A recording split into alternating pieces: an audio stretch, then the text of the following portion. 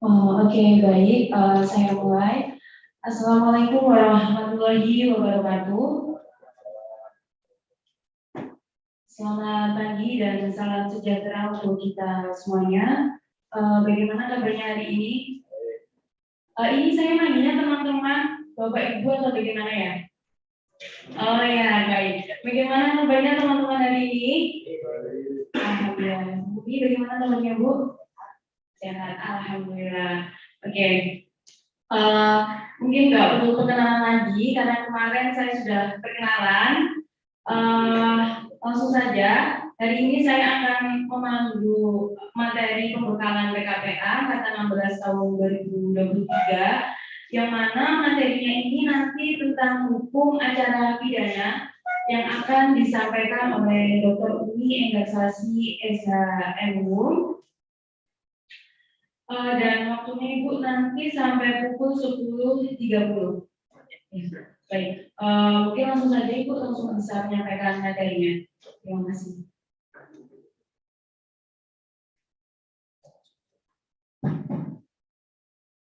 Bismillahirrahmanirrahim. Assalamualaikum warahmatullahi wabarakatuh. Selamat pagi, salam sejahtera, salam sehat kita semua.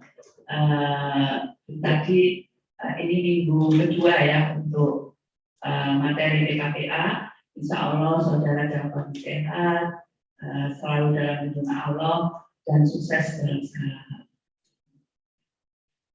Sesuai dengan yang disampaikan moderator, saya dapat datang bagian memberikan materi hukum acara pidana. Mungkin kalau yang alumni BK, saya juga ada hukum acara pidana. Tapi kalau yang alumni sudah lama, saya yakin sudah hilang. Masih, ya itu Allah masih. Kebetulan nanti yang menyampaikan saya dan ada rekan kami yang praktisi, kebetulan saya yang dosen di sini dapat tugas kaitannya tentunya banyak ke yang teorinya atau yang diatur di dalam UHAP tersebut. Dan materi saya yang dapat tugas ke saya itu mengenai surat panggilan, surat kuasa penyidikan dan berita acara tersangka. Itu tugas untuk saya berkaitan dengan acara. Sebelum ada kaitannya dengan yang disampaikan materinya, saya cerita dulu kalau kita bicara hukum acara pidana, kita nggak lepas dari hukum pidana. Jadi saudara bicara belajar acara pidana, jangan dilupakan hukum pidananya atau hukum materialnya. Ya. Karena hukum formilnya di hukum acara pidana. Bicara hukum pidana, hukum material, yang paling penting perbuatan pidana dan pertanggungjawaban pidana. Jadi saya refer dulu, biar nggak langsung acara pidana. Nanti saya berharap ini hanya mengulang sedikit karena ajakannya untuk bicara hukum acara pidana itu di hukum pidana. Kalau kita bicara hukum pidana, saya sampaikan kita mesti bicara masalah perbuatan pidana. Atau ada yang pakai istilah peristiwa pidana atau tindak pidana. Di dalam mengatakan apakah perbuatan itu sebagai perbuatan pidana, saudara harus masukkan unsur-unsur kaitannya perbuatan pidana tersebut. Ya. Sesuai dengan pendapat Profesor Mulyanto bahwa perbuatan pidana itu harus ada 4 unsur. 4 unsur dibedakan unsur pokok dan unsur tambahan. Unsur pokok itu unsur yang harus ada dalam perbuatan itu dikatakan perbuatan pidana. Pertama, kelakuan dan akibat. Kelakuan, apa yang dilakukan oleh si pelaku dan apa yang dilakukan itu ada akibatnya. Jadi ada kelakuan tanpa akibat itu juga bukan unsur perbuatan pidana. Ada akibat bukan karena penyebab kelakuan dari orang lain itu juga bukan perbuatan pidana. Ya, itu yang harus saudara pahami. Kelakuan di sini ada 2 macam, kelakuan positif dan kelakuan negatif. Positif itu ada gerakan tertentu yang menimbulkan akibat, jadi ada pemukulan, ada tendangan dan seterusnya. Itu menunjukkan kelakuan positif gerakan. Di dalam kelakuan ini selain kelakuan positif yang dipakai istilah Profesor Maulana, ada kelakuan negatif. Diamnya seorang yang membawa suatu akibat itu juga masuk unsur pokok perbuatan pidana. Yang seharusnya dia bergerak, tapi dia diam aja, atau kewajibannya bergerak, dia diam aja, masuk unsur perbuatan pidana. Contohnya penjaga palang pintu kereta api. Kalau ada tanda dari stasiun, ya kan, kereta mau lewat, nah harusnya bergerak untuk palang pintu kereta api. Tapi kalau dia malah tidur, ya kan, ambil sarung tidur, tidurnya dia ini masuk kelakuan dari unsur perbuatan. Ini saya harus dulu, ini masuk unsur pertama dari perbuatan pidana. Jadi kalau perbuatan pidana atau tidak, pertama harus cek dulu pertama. Yang kedua, unsur melawan hukum. Unsur melawan hukum ini ada dua, unsur melawan hukum objektif dan unsur melawan hukum subjektif. Jadi harus jelas di sini belum masuk ini ya, saya ke belakang dulu, saya refresh karena baru nanti masuk ini. Yang kedua itu kaitannya dengan masalah melawan hukum. Jadi harus ada perbuatan itu sesuai dengan aturan hukum yang ada.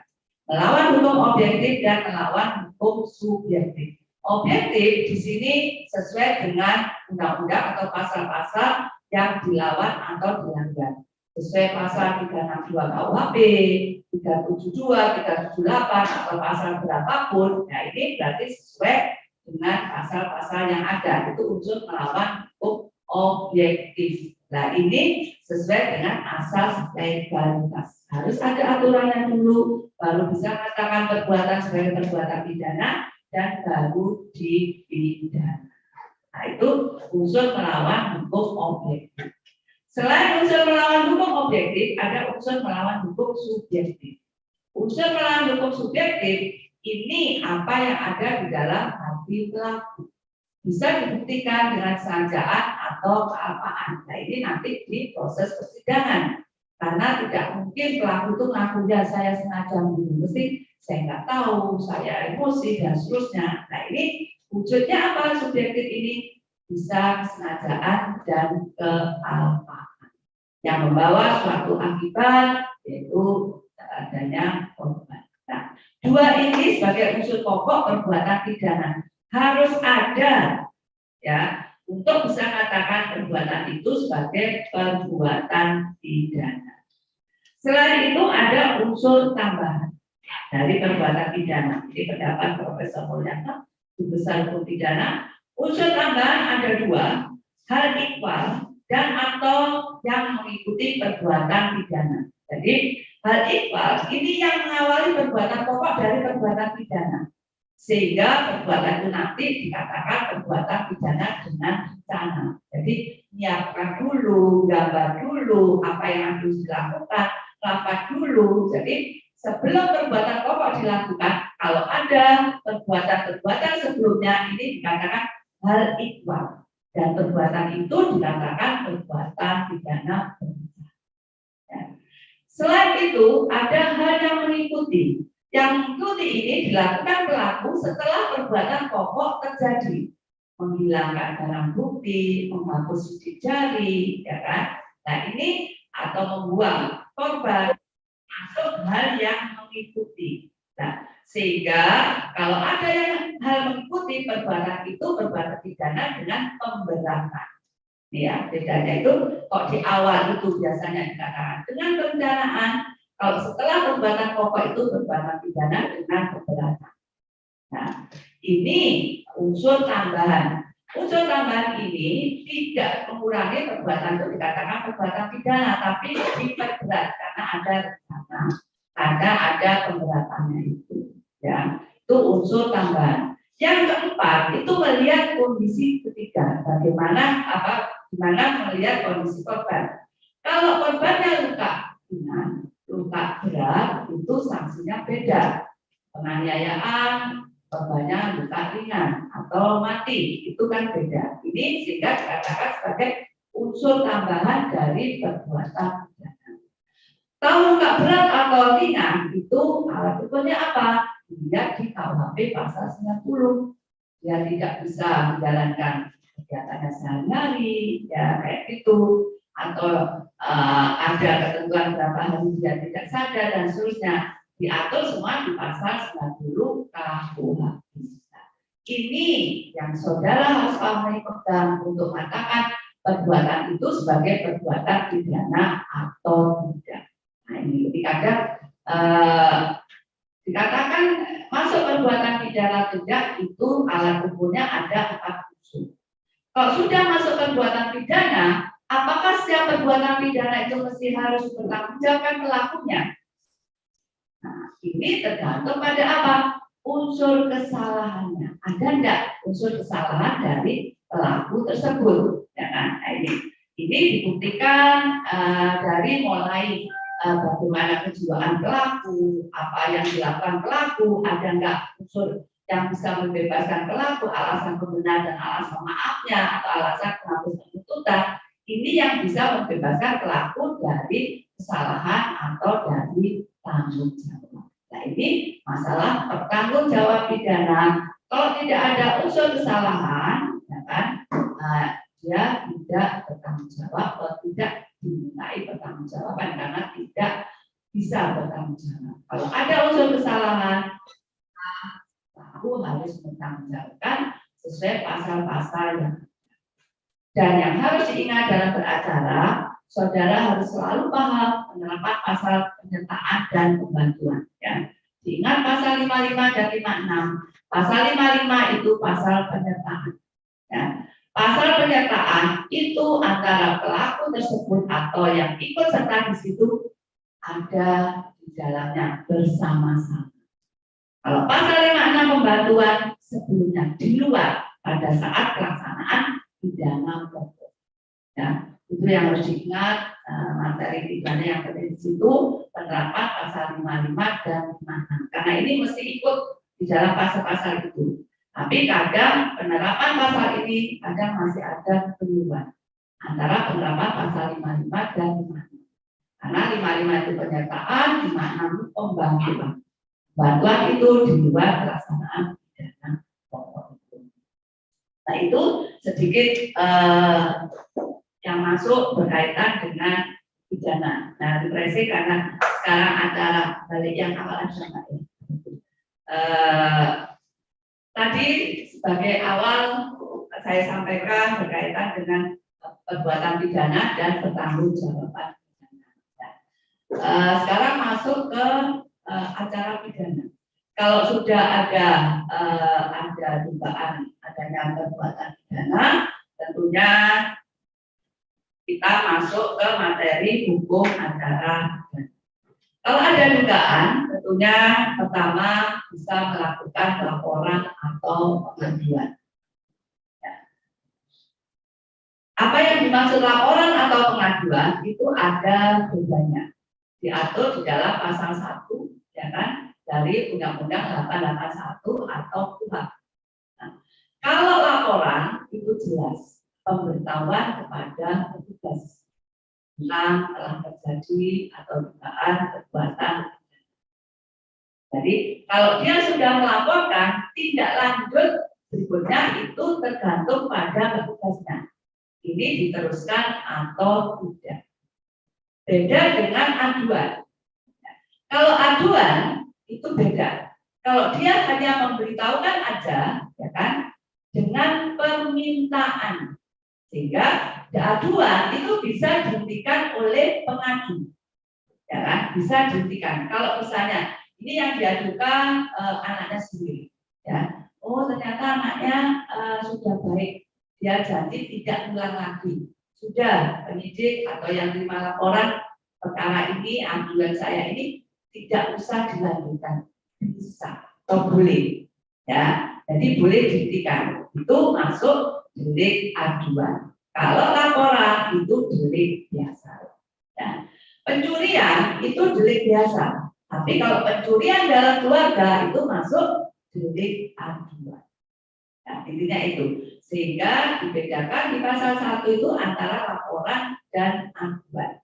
Kalau laporan itu delik biasa, sehingga dia kalau sudah melapor, ya kan, adanya dugaan tindak pidana, tindak lanjutnya itu tergantung pada petugasnya, ya, yang menerima laporan tersebut atau yang tindak lanjuti. Kalau aduan tidak, ya kan, bisa dihentikan selama perkara itu belum diproses di persidangan. Jadi masih dibolehkan. Itu berkaitan dengan pengertian ataupun laporan dan aduan, karena laporan delik biasa, aduan itu delik aduan. Contohnya seperti tadi, kalau pencurian itu barangnya orang lain, itu masuk delik biasa.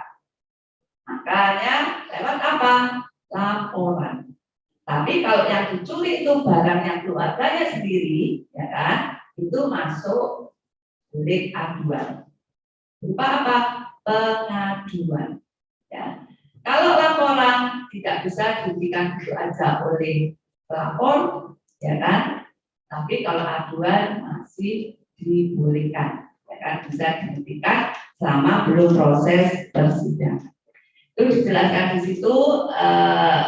Pengertian nanti bisa share apa itu pengaduan, pemberitahuan yang disertai permintaan oleh pihak yang berkepentingan, ya, kepada pejabat yang berwenang untuk menindak menurut hukum terhadap seorang yang telah melakukan tindak pidana aduan yang merugikan. Yang berkepentingan di sini siapa?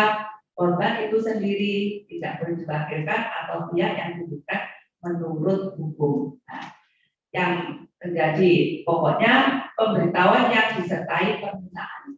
Jadi maunya apa sih pengadu itu ada di situ. Sedangkan delik aduan di sini delik atau tindak pidana tertentu yang penyelesaiannya menurut hukum dapat dilakukan oleh pejabat yang berwenang apabila ada permintaan untuk ditutup perkaranya atau perilakunya atau pelakunya. Apabila seorang anggota Polri mengetahui terjadinya tindak pidana aduan tanpa menunggu adanya aduan dari orang yang dirugikan, maka penyelidikan dapat dilakukan. Tapi apabila dilakukan penyidikan sampai tuntas hingga perkaranya diserahkan kejaksaan, harus ada pengaduan lebih jauh. Ini masalah pengaduan itu ada dua macam, pengaduan delik aduan yang absolut dan relatif. Kalau kaitannya yang absolut itu mutlak tergantung pada yang korban. Tapi kalau relatif tidak, sehingga diteruskan atau tidak tergantung pada pihak korban tersebut absolut. Kalau relatif itu bukan. Nah, itu yang dimaksud dengan bagaimana sih yang berkaitan dengan dua macam delik tersebut. Berikutnya, apa yang harus dilakukan apabila sudah terjadi ataupun diduga terjadi suatu tindak pidana dan sudah dilakukan aduan atau laporan, maka petugas bisa memberikan atau mengirim surat panggilan kepada si terduga pelaku, ya, dan tersangka surat panggilan.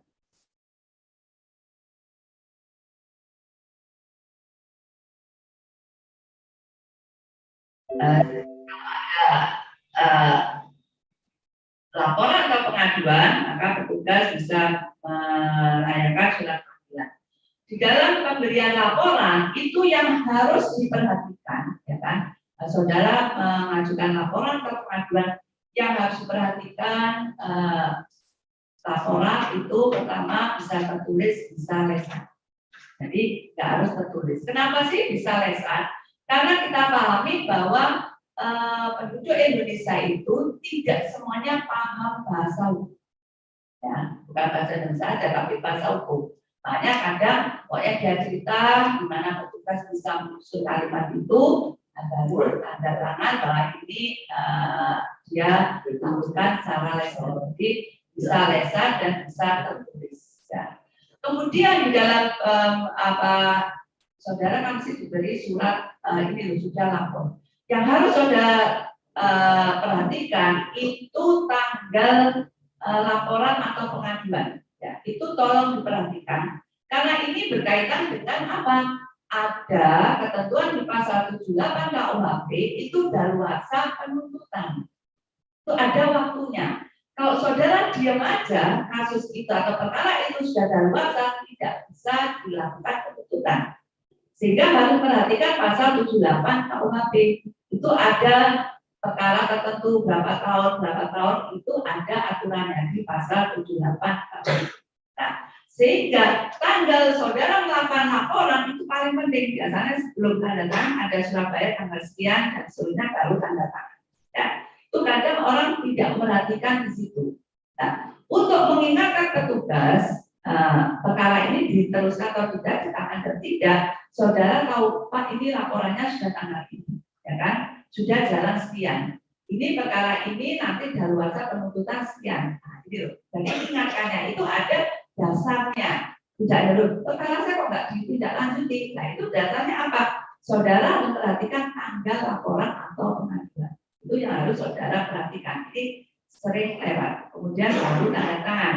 Kalau laporan dilakukan atau aduan dilakukan secara lesan, beri catatan bahwa ini dia melaporkan secara lesan, bukan isi. Itu kan ada isian kan dan seterusnya. Kemudian kalau sudah memenuhi maka dilayangkan surat panggilan. Apa itu surat panggilan? Apa yang Anda rasakan pertama kali ketika menerima surat panggilan dan dari penyidik Polri ada banyak variasi jawaban untuk menjawab pertanyaan tersebut. Takut adalah salah satu jawaban yang mungkin paling banyak muncul terlepas apakah Anda diminta hadir untuk memberikan keterangan sebagai saksi, tersangka atau ahli. Kenapa bisa munculkan seperti ini? Ini karena akibat dari masa lalu waktu HIR.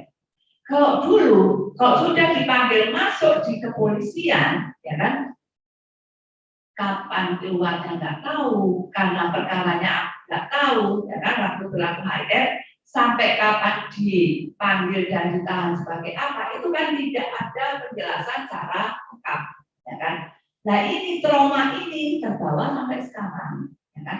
Kalau sudah dipanggil masuk di kepolisian, ya kan, nggak tahu dipanggil sebagai saksi, sebagai tersangka, itu sudah takutan. Banyak kan masyarakat takut, sudah takut dulu. Sebenarnya kan tidak apa-apa didatangi dulu, karena apa? Ada sanksinya kalau dipanggil tidak datang. Nah ini trauma ini sudah ada sejak berlakunya HIR, Inland Reglement sebelum bukan HIR. Nah ini dampaknya sampai sekarang.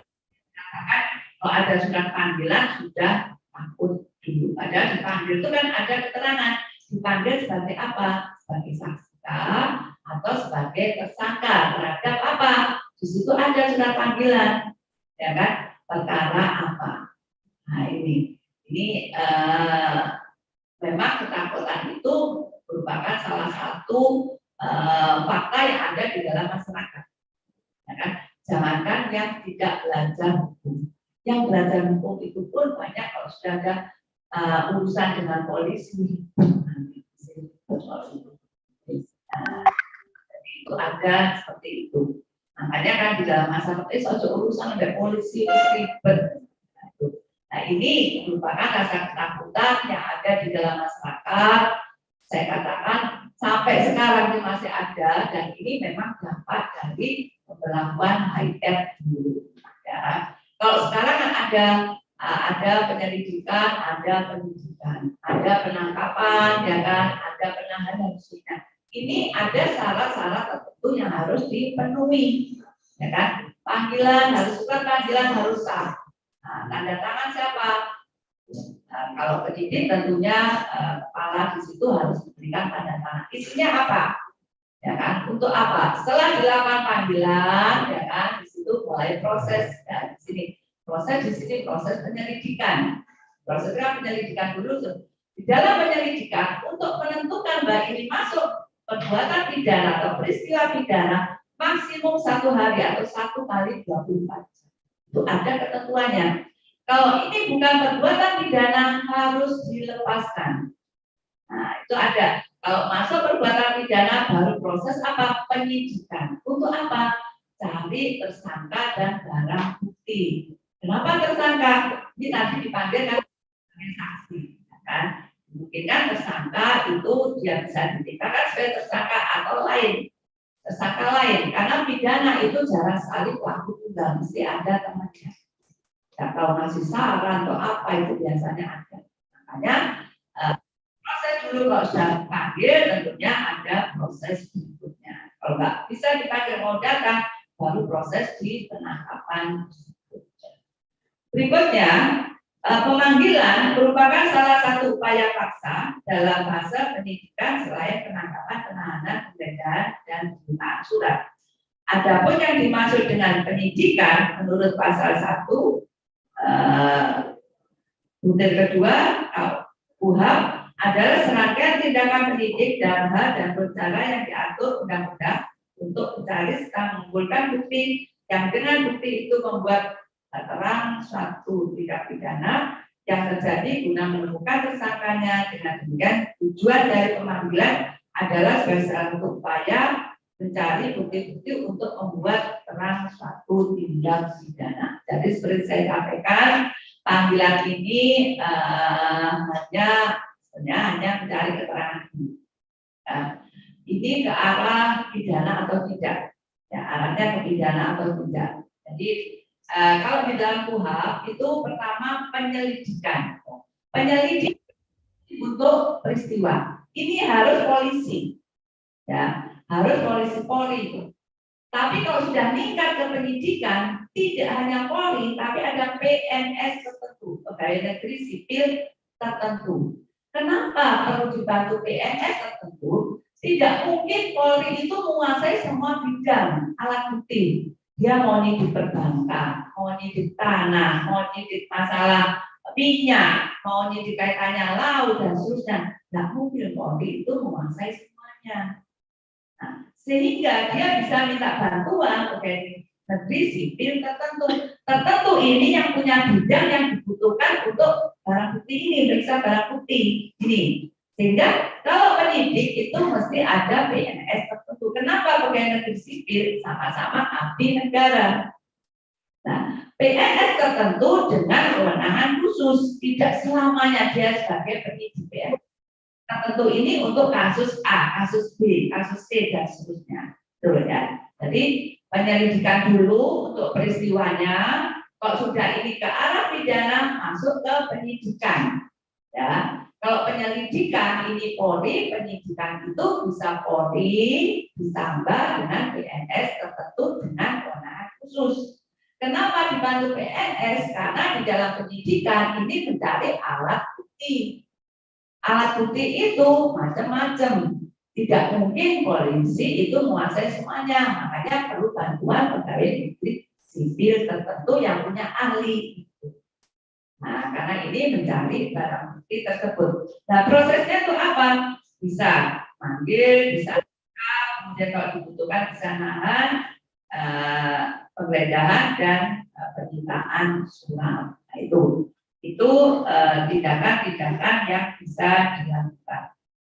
Sedangkan di dalam pemanggilan, untuk melakukan pemanggilan,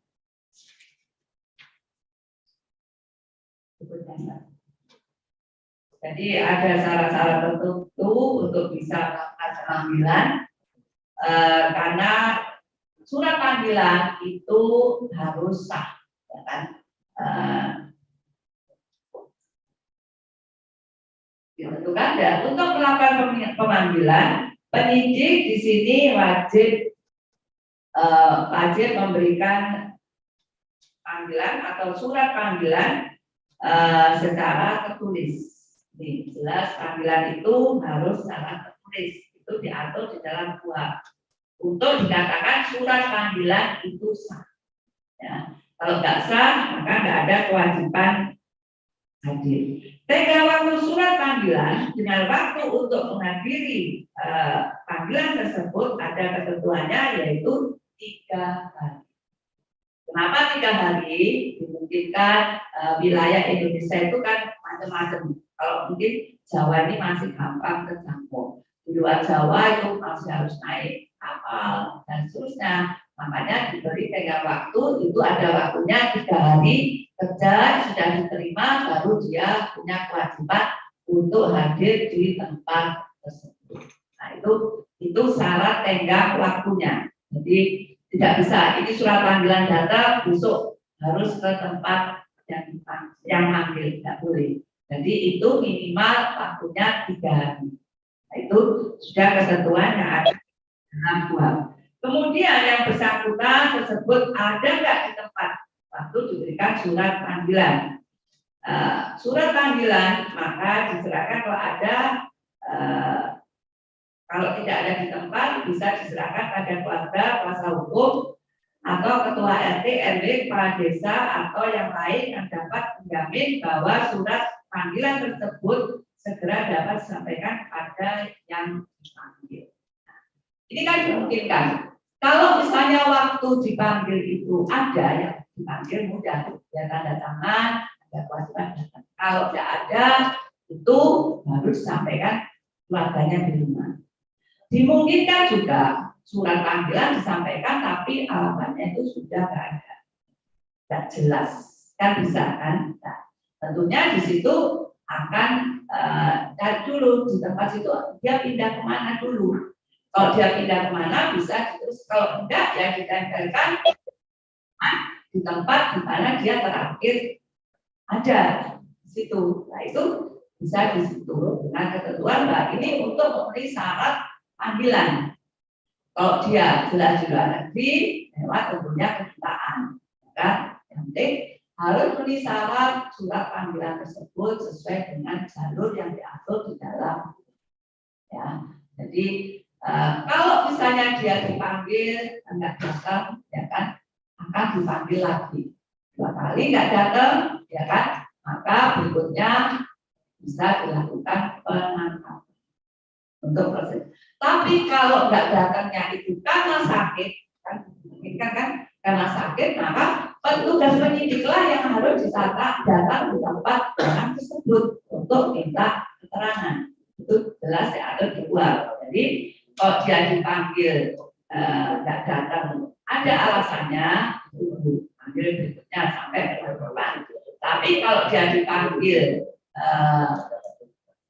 tidak datangnya karena sakit, maka petugasnya yang harus datang ke tempat tersebut untuk mencari keterangan tersebut. Sehingga disebutkan pemeriksaan oleh penyidik dapat dilakukan di tempat kediaman atau tempat lain dengan perhatikan pemeriksaan. Ya kan? Di rumah sakit apa yang jelas ini diupayakan untuk melihat gimana sih apa yang dilakukan itu benar atau tidak sesuai dengan laporan tadi atau aduan. Nah, ini diupayakan semaksimal. Berikutnya kaitannya dengan panggilan, ya kan?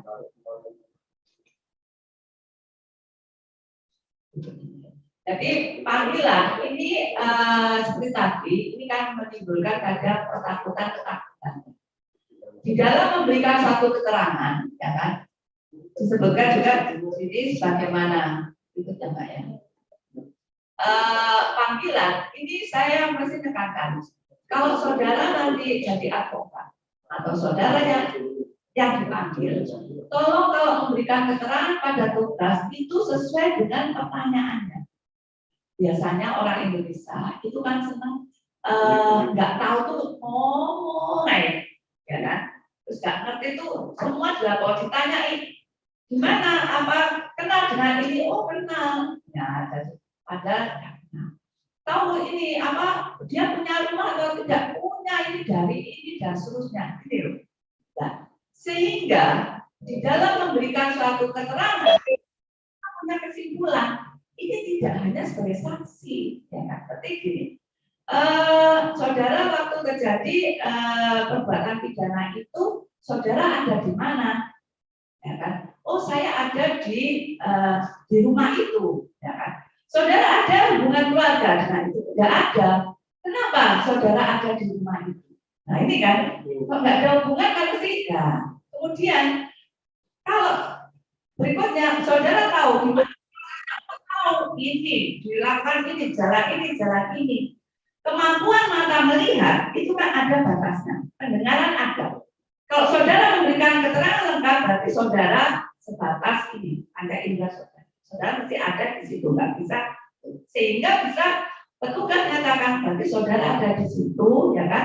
tanpa hak masuk di situ, tidak hanya saksi, kebetulan yang melakukan keduluan orang lain, kan bisa seperti itu, ya kan simpulan. Jadi makanya kalau ditanya dalam memberikan keterangan itu harus ya sesuai pertanyaan aja, nggak usah walaupun itu, karena kalau sudah biasa sudah ditentukan tersangka, oh saya nggak tahu ini katanya ini, dia rangkum menjadi dia ceritakan, gitu. Yang banyak seperti itu. Kalau sudah ditingkatkan kasus baru kebingungan. Makanya saudara advokat ya dikasih itu dulu, ditanya dulu. Ya kalau jawab ya ini seringkali ya ini apa?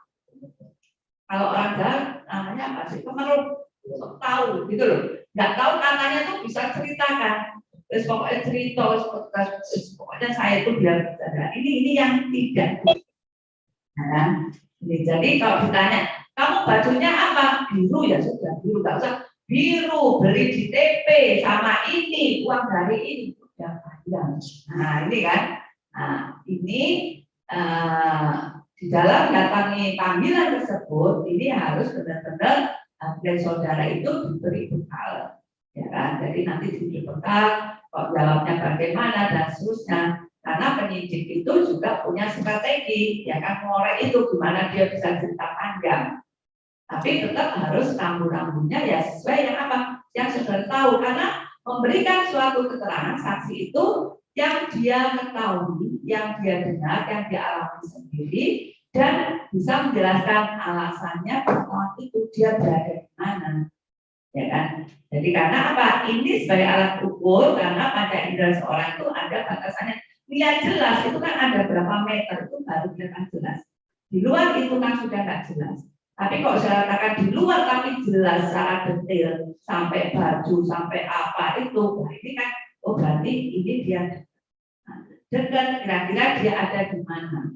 Nah ini kan ya bisa disimpulkan seperti itu. Nah itu yang harus saudara perhatikan, ya kan, di dalam nanti datangi panggilan, memberikan bekal klien. Jadi jangan sampai dipanggil saksi langsung di situ ditingkatkan sebagai tersangka karena kebanyakan ya itu. Kemudian sebagaimana telah dikemukakan tadi, seorang dapat dipanggil oleh penyidik untuk diperiksa dalam kapasitas sebagai saksi atau ahli atau tersangka untuk pemeriksaan terhadap saksi apabila diduga bahwa saksi tidak dapat hadir tadi dalam persidangan, maka atas saksi dapat dilakukan penyampaian atau pengucapan janji sebelum pemeriksaan dan dibuatkan dalam berita acara. Apabila seorang dipanggil dalam kapasitasnya selaku saksi ahli, penyidik akan terlebih dahulu melakukan penyampaian atau pengucapan janji dan saksi ahli bahwa yang bersangkutan akan memberikan keterangan sesuai dengan keahliannya. Jadi di sini seperti tadi saya sampaikan bahwa memang kalau ahli itu ya memang sesuai keahliannya dan tidak boleh berpendapat terhadap perkara itu. Ya tidak boleh menyimpulkan, oh iya itu benar, itu pelaku perbuatan pidana dan tidak boleh. Ya. Jadi dia harus menjelaskan sesuai dengan ahlinya. Menurut pendapat profesor ini seperti ini. Perkara ini, ya kan, sesuai dengan pendapat profesor ini, sesuai dengan unsur-unsurnya, maka masuk. Tidak bisa, oh ini saya simpulkan bahwa perkara ini masuk pidana, si A pelakunya, tidak boleh. Ya, itu ahli tidak boleh menyampaikan itu. Tetapi kalau saksi biasa memberikan kesaksian, ya sesuai dengan yang diketahui, yang dilihat, dan yang dialami. Nah, itu tidak boleh yang diterima dari orang lain disampaikan. Nah, itu rambu-rambu di dalam memberikan kesaksian tersebut. Itu harus diperhatikan sehingga salah langkah, ya kan? Yang semula hanya sebagai saksi bisa ditingkatkan sebagai tersangka, ya. Karena salah ngomong tersebut. Demikian juga ahli, ya kan, saya sering kepada ahli jadi ahli juga gitu. Yang saya sampaikan juga sesuai dengan pendapat ada pendukungnya apa yang ahli itu besar apa dan seterusnya. Saya nggak boleh berpendapat sudah pendapat saya infokan Pak, ini pelaku, ini apa yang tidak boleh. Saya berharap saudara menjadi advokat juga advokat yang profesional, ya kan? Jangan sampai saya juga pernah sidang juga advokat itu ngelis pertanyaan kan juga diberi kesempatan dia tanya, itu juga harus runtut, jangan bolak balik dan sudah ditanyakan penyidik misalnya tanya lagi dan seterusnya kayak gitu atau di dalam persidangan seperti itu. Jadi saudara harus punya meruntutkan pertanyaan dan seterusnya sehingga tidak bolak balik. Itu pun juga advokat atau pengacara itu sering juga ditegur oleh hakim atau persidangan. Kalau saya di polisian jarang, tapi di persidangan sering. Itu karena ini sudah ditanyakan penuntut umum diulangkan, ya kan? Sudah dijawab oleh terdakwa diulangkan, ya kan? Menunjukkan bahwa kurang profesional atau tidak mendengarkan dari lawannya. Itu perlu diperhatikan nanti dalam memberikan pertanyaan pada tersangka atau terdakwa kalau sudah dipersidangan di persidangan itu yang runtut, ya kan? Jadi tadi kalau saya menyampaikan perbuatan pidana bertanggung jawaban pidana yang masuk perbuatan dulu tanggung jawaban dan dibolak-balik, ya itu menunjukkan bahwa saudara profesional, saudara mampu dengan baik di dalam menjalankan tugas. Itu saya berharap ini nanti semua advokat yang lulus di sini juga profesional, mampu menjalankan tugas dengan baik dan tidak sampai memalukan, ya kan? Karena apa, saya sejak awal saya sambutan, saya anggap saudara sudah masuk keluarga besar Fakultas Hukum. Kalau ada kesulitan bisa konsultasi di Fakultas Hukum, ya walaupun saudara bukan alumni Fakultas Hukum BK boleh ke dosennya atau sini juga ada dulu bantuan, ya bisa ke situ. Ya. Kami siap membantu saudara karena saya anggap saudara sudah masuk keluarga besar Fakultas Hukum.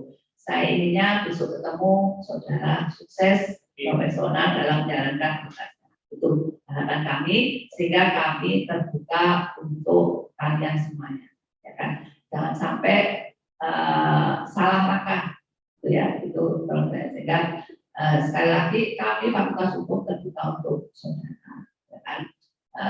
Konsultasi ke dosen mana yang dibutuhkan atau ke biro bantuan hukum sini ada.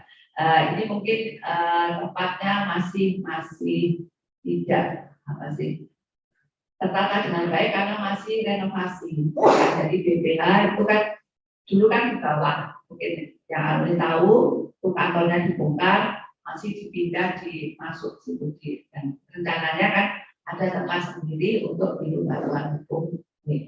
Nah itu nanti saudara boleh konsultasi di situ, banyak juga alumni nanti yang ada di harapan itu. Sehingga kalau saudara nanti mau misalnya persidangan, ya kan, bisa konsultasi.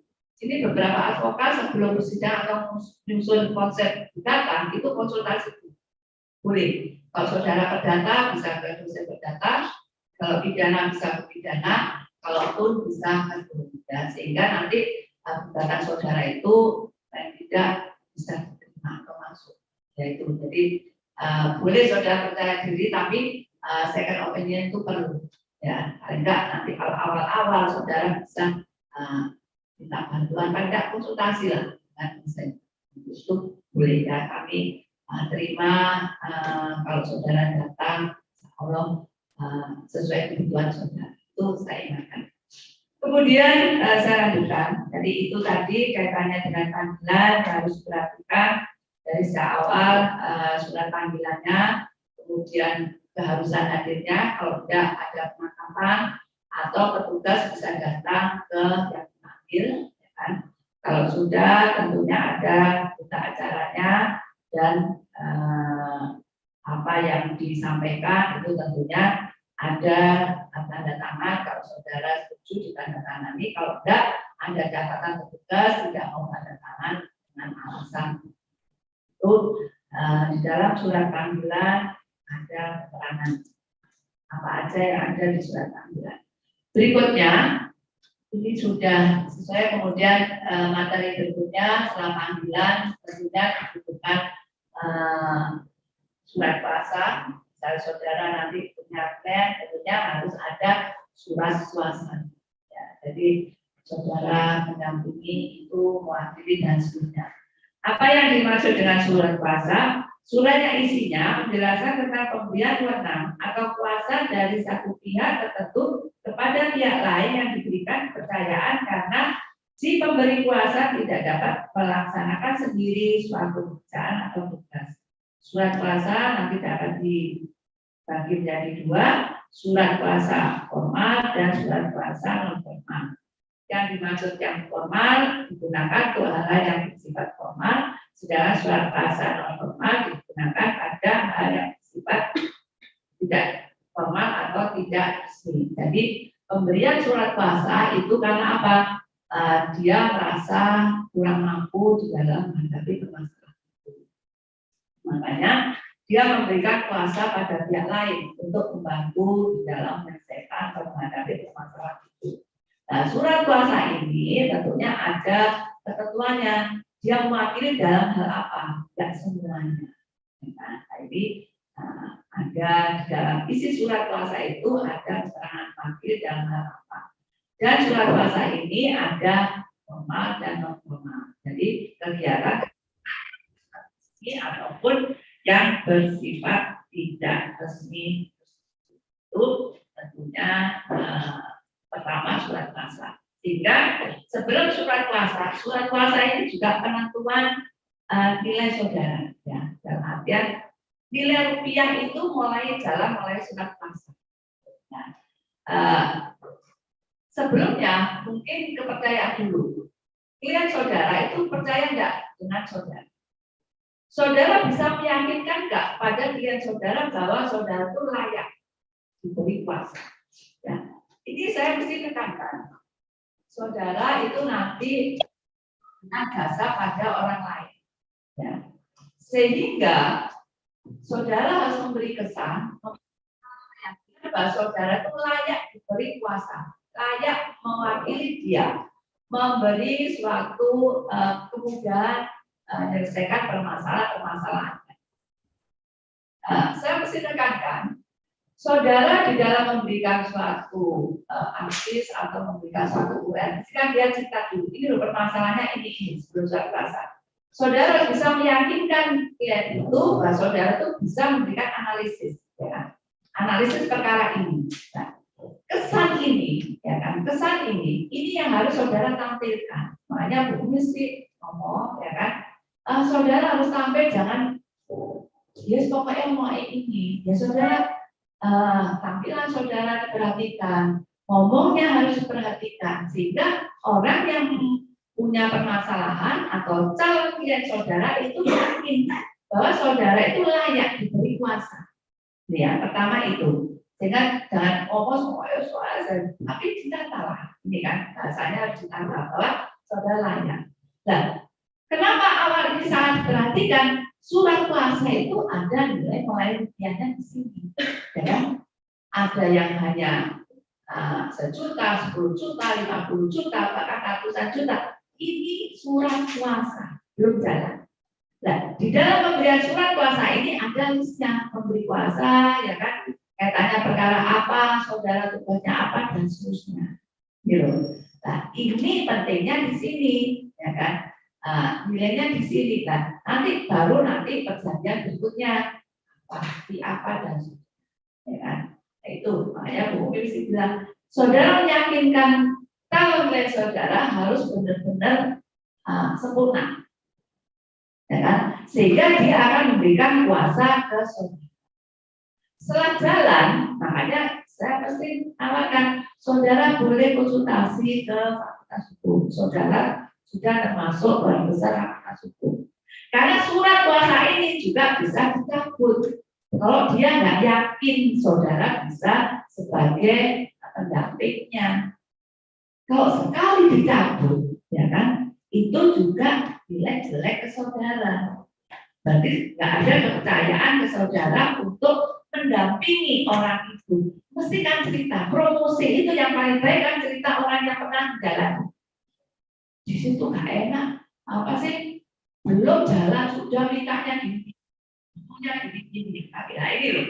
Nah ini kan saudara kalau sudah pertama yakin untuk dapat surat kuasa, kalau sudah surat kuasa jalan dulu, ya kan?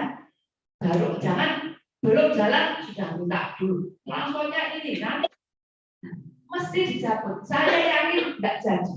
Berarti di surat kuasa. Ini sudah beberapa kali kayak gini. Dia cerita ke saya, Bu, ini saya tarik. Makanya saya suruh cerita dulu kenapa sampai dicabut. Apa yang kamu lakukan? Kan maksud saya ini Bu nanti rinciannya gini. Ya tunjukkan dulu apa yang kamu lakukan. Ya kan? Baru nanti ini dasarnya. Gitu loh. Maksud saya di situ ya. Jadi sebelum surat kuasa ditandatangani, saudara bisa meyakinkan sudah jalan, sudah dapat saudara jalan, ya kan? Tunjukkan dulu prestasinya, ya kan? Baru nanti apa yang kamu dapatkan. Saya yakin kliennya akan berhenti kok, ya kan? Karena dia tahu kerjanya gimana, ya. Jangan sampai surat kuasa ini sampai cabut. Karena kalau sudah dicabut itu paling tidak ada nilai minus saudara. Mesti cerita, jangan pakai pengacara itu. Terus dorong-dorong jual lu pakai. Betul, banyak yang seperti itu ya. Saya pesankan jangan sampai seperti itu. Saya yakin kalau sudah berhasil mesti ada kok. Ya kan sudah jalan kan enggak sudah. Itu sudah jalan pasti. Itu tolong diperhatikan berkaitan dengan surat kuasa. Ya, jadi makanya karena ini jasa. Saudara harus bisa meyakinkan ya, orang itu bahwa saudara layak diberi kuasa, layak mendampingi saudara. Itu ya, itu yang harus saudara perhatikan. Ya, ini saya pesankan jangan sampai nanti saudara advokat sampai dicabut surat kuasanya atau tidak jadi diberi kuasa karena tidak bisa meyakinkan. Makanya kalau pidana itu yakin nggak bisa ditunda. Saudara ditelepon jam sekian harus datang, ya kan nggak bisa besok aja saya tak konsultasi lari dia, ya jam 12 misalnya apa Pak Bu saya ini ada perkara ini saya saat ini di polsek atau polres, ya kan saya ditahan di sini, mau datang langsung datang, ya di situ sekarang bisa atau lihat apa sama konsultasi untuk menghadapi penyidikan saudara yakin itu bisa konsultasi. Ya. Jadi di dalam setiap langkah kalau memang belum yakin saudara bisa tanya. Saya sering juga minta bantuan misalnya ini gimana dan sebagainya. Ya. Jadi jangan karena kalau sudah beracara ini sudah berkaitan dengan kasus nggak bisa pokoknya melangkah nanti gitu ya. Jadi tolong diperhatikan ini karena berkaitan dengan nasib seorang itu diperhatikan di sini. Kalau perdata mungkin bisa agak ditunda karena waktunya panjang ya. Saudara bisa datang ke kampus tanya dulu jadi sebelum buat gugatan atau saudara mau sebagai mediator tanya aturannya yang benarnya gimana ya itu. Jadi paling tidak untuk perkara awal lah. Jadi kalau sudah jalan dapat perkara dapat 5 atau berapa jalan seperti apa. Tapi kalau di sini bahkan sudah lama jadi advokat seringkali juga datang nggak apa-apa. Yaitu yang penting saudara sukses. Ya. Itu harapan kami di fakultas. Ini yang diperhatikan fungsi atau pengertian surat kuasa sudah. Berikutnya apa sih fungsi dan manfaat surat kuasa? Sesuai dengan pengertian surat kuasa yang telah dijelaskan sebelumnya, fungsi dan manfaat surat kuasa adalah sebagai bukti pernyataan dari pemberi kuasa bahwa pihak penerima kuasa memiliki hak dan kewajiban untuk melakukan hal yang dijelaskan pada isi surat kuasa itu. Jadi diberi surat kuasa apa? Dengan kata lain, pihak penerima kuasa merupakan wakil dari pemberi kuasa untuk melakukan hal yang dijelaskan dalam surat kuasa. Jadi pemberi kuasa apa? Yang memberikan kuasa dalam hal pendampingan, misalnya di proses penyidikan atau sampai proses peradilan itu disebutkan ya. Makanya kadang kalau saudara bisa meyakinkan di proses penyidikan diteruskan surat kuasa itu untuk mendampingi di proses peradilan. Kok tidak yakin, saudara buktikan digantikan oleh advokat lainnya. Nah, makanya kan rumit. Saudara di dalam pendampingi itu profesional, ya ngomongnya dan seterusnya itu profesional. Yang saya tahu, yang seringkali disebut itu belum bisa dikuasai semua, betul ya. Nah itu tolong boleh sih kalau kamu sudah punya nama, sudah profesional boleh seperti itu. Tapi kalau awal-awal tunjukkan prestasinya dulu, ya. Baru nanti tahu kok, kalian itu tahu kok. Kenapa saya katakan demikian? Saya itu kalau sebagai ahli itu nggak pernah malu, ya. Dia tahu sendiri gimana kita sebagai ahli nyampaikan gimana, akan diri sesuai dengan profesional kita, ya kan? Tambah apa atau berapa dan sebagainya, ya kan? Itu jalan, ya kan? Insya Allah betul. Bahkan saya mesti katakan tidak apa, sesuai dengan kemampuan saya, sesuai dengan kemampuan kamu, nggak perlu, nggak apa-apa. Nanti kurangannya nanti Allah yang nambahin, bukan aja. Itu yang saya lakukan. Dan artian kalau kita seperti itu, insya Allah tetap dipakai dan profesional, ya kan? Terutama kalau saya ingin juga bantu alumni yang mengajar. Kenapa sih? Kalau sudah saya tarik, pilihannya itu kadang mampu atau tidak, ini kan? Nanti nggak jadi pakai karena hanya seperti itu. Ya. Lihat aja klien kamu. Kalau dari saya akan bantu dalam artian biar kamu masih bisa beracara sesuai dengan kebutuhan. Kalau dibutuhkan saksi ahli dan pakai saya, sudah kamu aja yang menentukan. Kamu yang sendiri tahu kliennya kondisinya itu ya. Itu dan saya berharap juga saudara yang nanti awal advokat itu ikuti alir aja, nggak usah langsung juta harus sekian dan sudah. Surat kuasa harus 10 juta, jalan sekian harus sekian 10 juta. Dan dulu kalau sudah profesional itu begitu. Kan? Kayak kemarin ada alumni kita, Bu, surat kuasa saya sekarang sudah laku 50 juta. Alhamdulillah. Ya kan, itu karena dia juga banyak kaitannya dengan apa banyak pengusaha-pengusaha itu sebetulnya. Pertama dia pun juga nggak narik, saya bilang tahu sekarang ya sudah, ya berarti kan untuk persidangan sudah tahu gimana tarifnya. Gitu. Yang ngasih naik itu siapa? Ya para klien sendiri, gitu. Nah, itu faktanya seperti ini. Hanya saya nekankan sudah mengikuti arus aja, nanti bisa. Yang penting tunjukkan bahwa saudara layak diberi kuasa, layak mendampingi mereka. Dan satu lagi, jangan sampai surat kuasa itu sampai kecabut. Itu paling apa sih dampaknya jelek sekali ke perjalanan saudara. Itu mesti saya tekankan saudara gimana caranya meyakinkan dan tetap berpegang ke saudara. Kalau sudah selesai nggak apa-apa, tapi jangan sampai di tengah digantikan orang lain. Nah, ini karena berdampak. Ya, itu yang harus saudara perhatikan.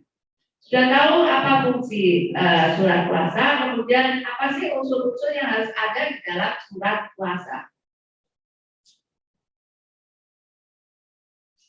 Nih, ini yang harus saudara perhatikan, unsur-unsur yang harus ada di dalam surat kuasa. Dalam pembuatan surat kuasa, di dalamnya harus terdapat beberapa unsur. Ini berikut unsurnya. Unsur yang diperlukan ada data pribadi pihak pemberi kuasa, data pribadi pihak yang diberi kuasa, bentuk wewenang atau kuasa yang diberikan serta batas-batasnya. Jadi diberi kuasa apa, kemudian data pribadi baik pihak pemberi kuasa maupun penerima kuasa itu ada nomor induk kependudukan, kalau dia pakai ada golongan dan seterusnya, nama dan seterusnya, secara lengkap di situ harus ada. Kemudian setelah itu di dalam pemberian surat kuasa tersebut kepada pihak lain, memberi kuasa dan penerima kuasa harus sudah dewasa ketentuannya. Kemudian pihak penerima kuasa itu bisa dipercaya, dan surat kuasa di mana penerima tersebut lebih dari satu orang tidak perlu diberi nomor surat di situ. Kemudian surat kuasa pengambilan gaji tidak perlu diberi muka ini. Jadi kan ada surat kuasa formal dan tidak formal. Sehingga di dalam pemberian surat kuasa itu yang harus diperhatikan itu mesti ada materai. Makanya advokat itu kemana-mana mesti bawa materai. Ya, kalau sekarang sudah materai kan sudah digital ya. Nah, tapi kan siap nggak di situ. Kalau enggak manual atau yang fisik itu ada kan. Misalnya mungkin kamu dipanggil di tempat mana, siap nggak di situ. Ya, kan paling nggak digital bisa atau yang berupa lembaran itu ada. Kan lihat kondisi lah. Yang saya jelas sekarang kalau sekarang tuh mesti advokat tuh dompetnya mesti ono masternya. Nah itu karena apa? Sewaktu-waktu di situ ada deal pemberian surat kuasa, ya kan? Itu bisa kalau komplit misalnya gimana kan bisa. Tapi apa di situ sudah deal di situ kalau dia bisa apa bawa iPad misalnya materinya bisa pakai yang digital, saudara tanda tangan di situ. Nah, itu istilahnya kalau saudara besok jadi advokat, kalau mau ada orang mau ketemu, jangan ditunda.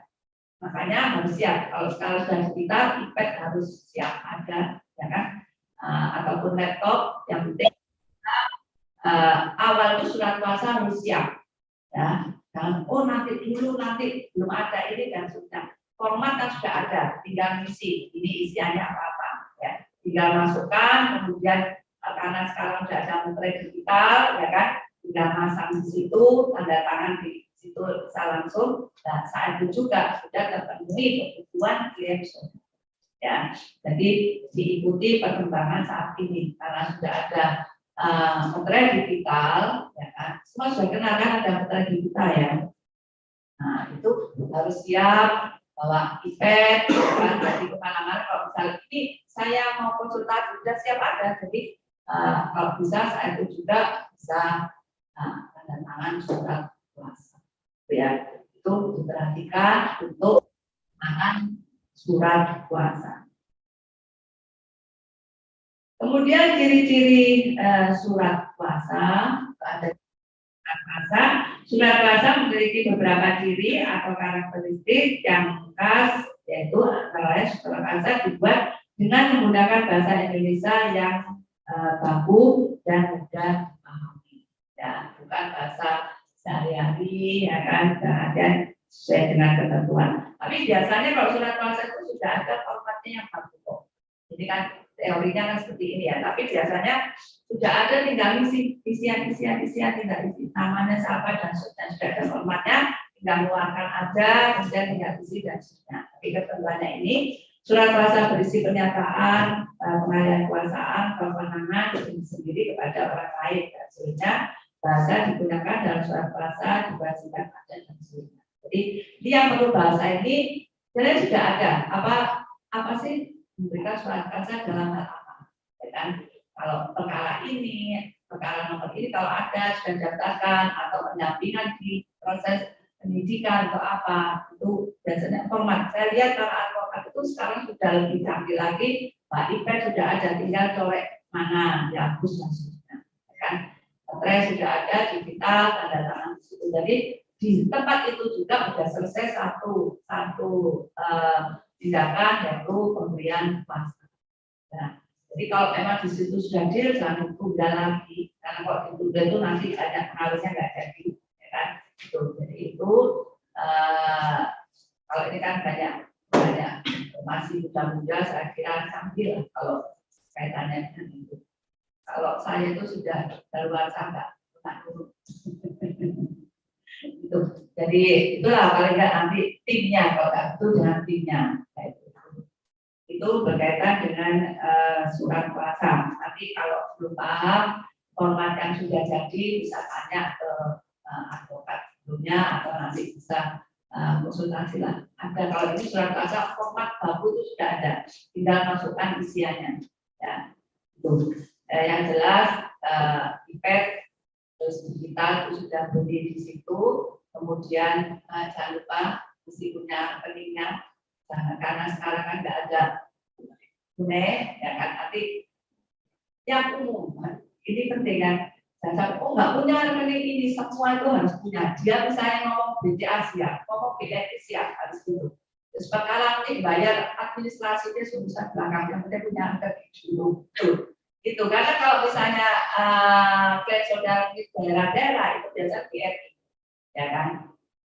Itu harus ada. Makanya saya punya BCA, BRI, BNI, Mandiri, BKP, saya ngomongnya. Karena saya kadang kalau dengan berbicara di Dewa itu mesti kita Bang Jatim, kan?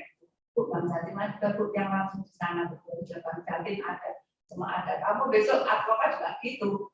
Dan saya hanya punya BCA aja, waduh, jadi itu yang harus saudara serahkan. Insya Allah lah, karena klaim saudara tidak hanya di kota Anda, saudara di daerah-daerah pun. Kalau daerah itu biasanya itu BRI, yang banyak itu BRI, ya kan? Sehingga itu harus punya, ya kan? Jangan tunggu dulu Bu, kalau klaimnya datang baru saya buka. Jangan, saudara biar siap kapanpun, gitu ya. Itu juga kelihatannya sepele, tapi ini juga kadang menjadi kendala, ya kan? Karena kalau saat ini nggak langsung diklik bayar, tunggu besok bisa masuk besok, gitu loh ya. Jadi itu yang praktek yang saya pesankan karena ini faktanya ada, ya. Makanya saya contohkan saya pun kalau ngomong yang bayar saya pakai bank ini, saya ada nomor ini Mandiri, saya punya BRI, punya BNI, punya BCA, punya Bank Jatim, punya. Jadi kalau nanti Bu kalau nggak BNI nanti tunggunya 1 minggu. Nah, kalau ini karena ini makanya harus siap itu ya. Jadi itu nggak apa-apa lah paling pada administrasinya. Tapi untuk pelayanan klien, saudara juga lancar. Kelihatannya sepele tapi ini juga penting. Itu ya, itu nanti saya tekankan di dalam. Kemudian jenis surat kuasa, ada beberapa macam surat kuasa yang umum digunakan berdasarkan tujuannya. Ada beberapa jenis surat kuasa. Ada surat kuasa perseorangan dan surat kuasa kedinasan. Apa yang dimaksud dengan surat kuasa perorangan? Surat kuasa perorangan yaitu surat kuasa yang dibuat oleh seorang atau pemberi kuasa dan diberikan kepada orang lain sebagai penentang kuasa untuk melakukan suatu hal yang berhubungan dengan kepentingan si pemberi kuasa. Contohnya kuasa pengambilan barang, pengambilan gaji atau dokumen pendudukan atau lainnya yang bersifat perseorangan. Sedangkan contoh surat kuasa perorangan itu ada, ini contohnya siapa yang memberikan kuasa untuk kepentingan apa, kemudian seperti tadi kapan pemberian kuasa, ada tanda tangan pemberi dan penerima kuasa. Ini makanya kan saya ceritakan, dan format ini sudah ada baku, tinggal kamu isi nama-namanya aja untuk apa dan seterusnya. Ini contoh surat kuasa perseorangan. Kemudian surat kuasa dinas. Surat kuasa kedinasan, surat kuasa yang dibuat oleh suatu instansi atau perusahaan ada seorang pegawainya atau pejabat tertentu untuk melakukan pekerjaan yang berhubungan dengan kepentingan instansi atau perusahaan.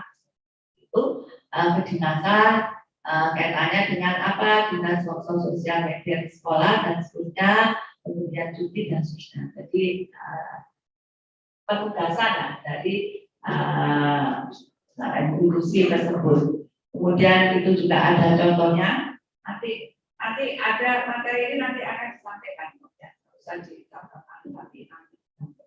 Di surat kuasa kedinasan formatnya sudah ada. Yang mesti perlu saudara perhatikan kenapa tempat dan tanggal ya pemberian kuasa itu yang harus diperhatikan. Itu jangan sampai ketinggalan dan salah. Yaitu. Kemudian yang memperhatikan pemberi kuasa dan yang menerima kuasa. Kalau kedinasan itu harus jelas ada di nomor apa induknya, NIP-nya, itu ya, itu harus jelas di situ. Nah, NIP-nya berapa nomor induk pegawainya itu harus ada atau harus dituliskan NIP-nya. Nah, itu untuk kedinasan. Selain itu ada surat kuasa istimewa. Istimewa di sini surat kuasa yang diberikan kepada pihak lain untuk terakhir memberi kuasa, misalnya seorang yang memberikan kuasa kepada pengacaranya atau kan dalam penyelesaian masalah yang berhubungan dengan pendidikan atau peradilan itu dikatakan surat kuasa istimewa. Ya. Kemudian formatnya atau contoh surat kuasanya ini ya kan seperti tadi ini biasanya format sudah baku ya sudah ada. Kemudian yang perlu diperhatikan saya pesankan tanggalnya, tanggal pemberian kuasa tersebut ya. Kapan surat kuasa itu diberikan dan kemudian yang jelas siapa penerima dan pemberi kuasa. Ini contoh atau format surat kuasa tersebut yang berkaitan dengan pendampingan di pendidikan, pendampingan di pengadilan, itu perlu diberikan surat kuasa istimewa. Ini mungkin dua materi, mungkin ada pertanyaan dulu sebelum saya sampaikan materi terakhir kita acara. Ya, apa mau didiskusikan? Enggak mungkin ada yang ngomong, mungkin ada yang ditanyakan. Boleh? Yuk. Atau mau ambil minum, boleh mau ambil minum makan dan silakan ngopi dulu boleh. Kan 3, tapi sudah 2, tinggal 1 materi yang saya silakan ambil minum. Atau itu apa yang mau tanya? Silakan. Oke, baik, mungkin ada yang mau ditanyakan atau didiskusikan, saya persilakan. Biar nggak jenuh, biar nggak satu harus ada. Ya dua arus ya yuk ya silakan.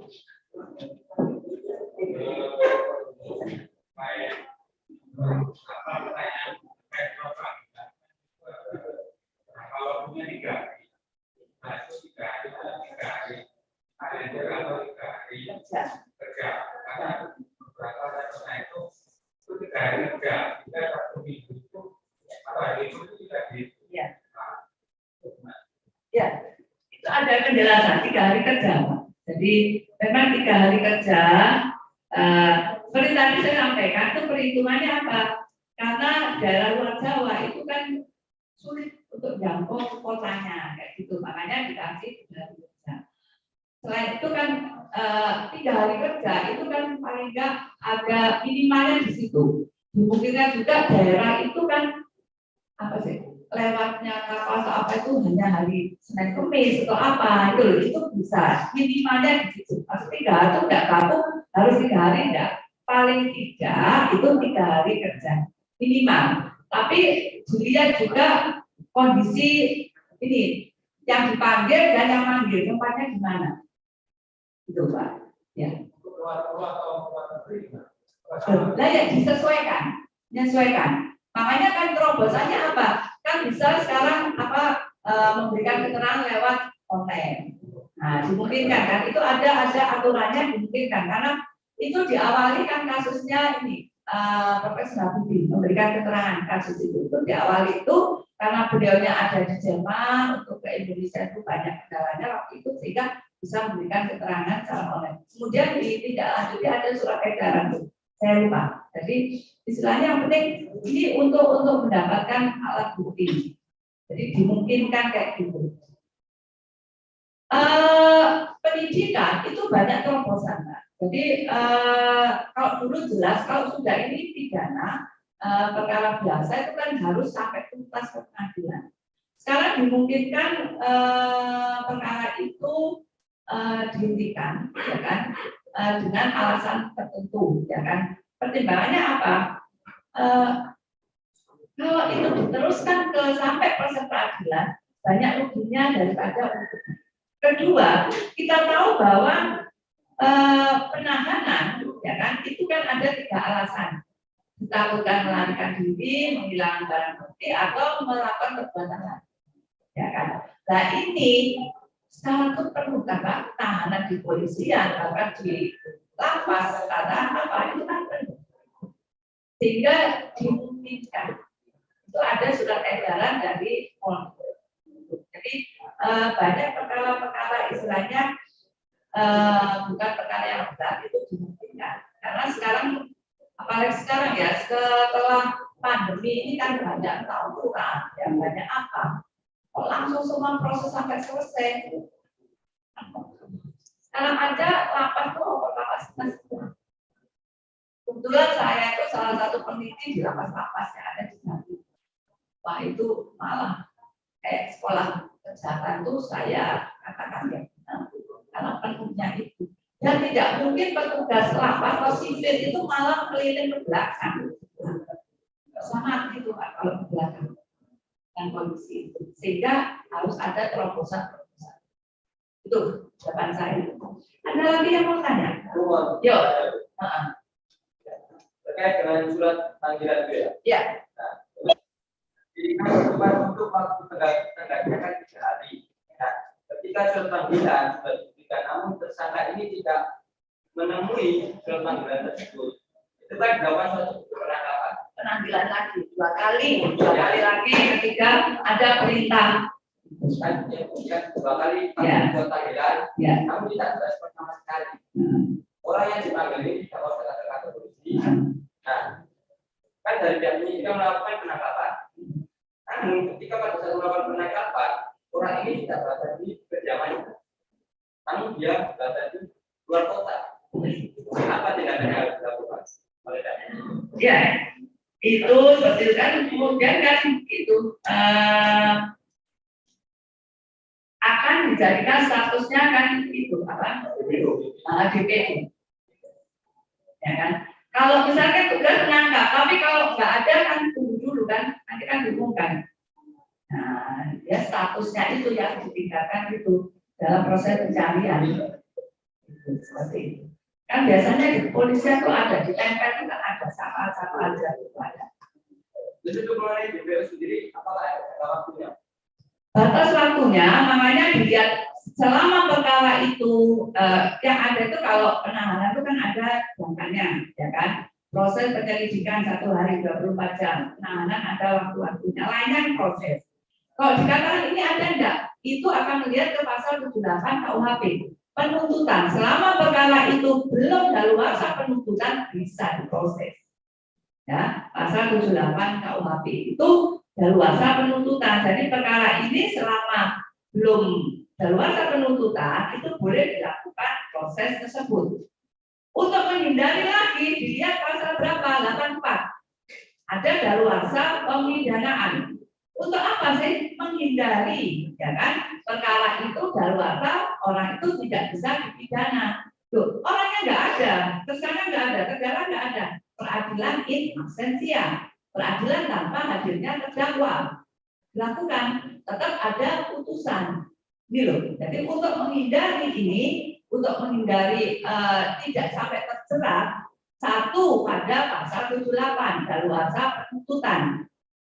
Kemudian pasal 84 daluarsa pemidanaan. Jadi tetap ada kalau ini sudah mau lewat langsung dibuka persidangan, tidak apa-apa, tidak ada terdakwa.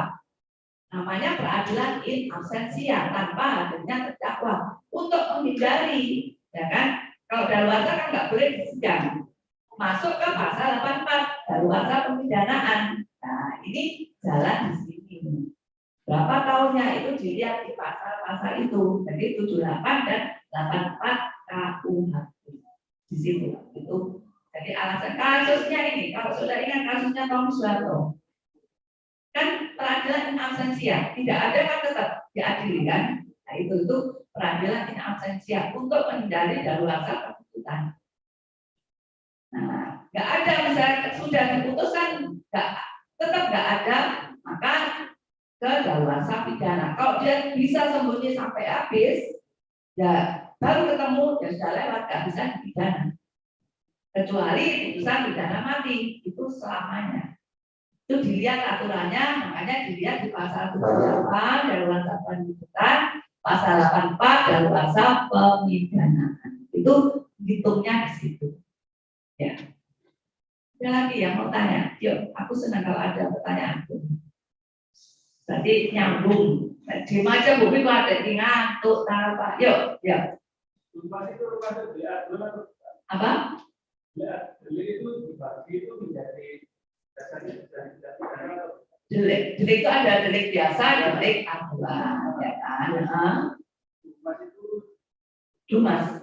dan masyarakat itu apabila golongan menjadi aduan. Apakah tidak hanya bisa dilakukan seperti laporan secara langsung? Beda ya. Kalau delik biasa itu yang penting lapor. Tindak lanjut itu tergantung pada petugasnya. Ini kalau memenuhi persyaratan sebagai perbuatan pidana, tadi sampaikan ada 4 pokok dan tambahan, ya kan? Kalau ini nggak memenuhi syarat harus dibuktikan. Yang penting kan siapa? Bukan yang lapor, tapi petugas, ya kan, di SP3 karena tidak memenuhi. Ya. Tapi kalau delik aduan, maka yang adu itu boleh membuktikan. Gitu loh. Sesuai itu selama perkara itu belum masuk ke persidangan. Nah ini loh, jadi boleh dibuktikan. Makanya kalau pencurian, kayak pencurian biasa itu delik biasa. Tapi pencurian dalam keluarga itu delik aduan. Misalnya ada, oh enggak apa-apa, anak saya sudah sadar, atau enggak apa-apa mobil saya 1000 dijual, anak saya digelangkan 100, enggak apa-apa, enggak bisa maksa. Gitu loh. Jadi tergantung pada pihak pengadu. Sudah diadukan, tapi setelah 10 hari proses anaknya sudah jadi baik, sudah penyidik buktikan aja ini, ya kan? Sudah nggak selanjutkan, boleh kalau delik aduan. Gitu loh. Contohnya tuh. Nah, sekarang kalau pengaduan masyarakat itu perkaranya akan dulu masuk delik biasa atau delik aduan. Gitu loh ya. Itu. Kalau masuk delik biasa itu kalau sudah dilaporkan ya tindak lanjut tergantung pada petugasnya. Kalau delik aduan bisa pada pengadu. Gitu. Ya. Ada lagi yang mau tanya?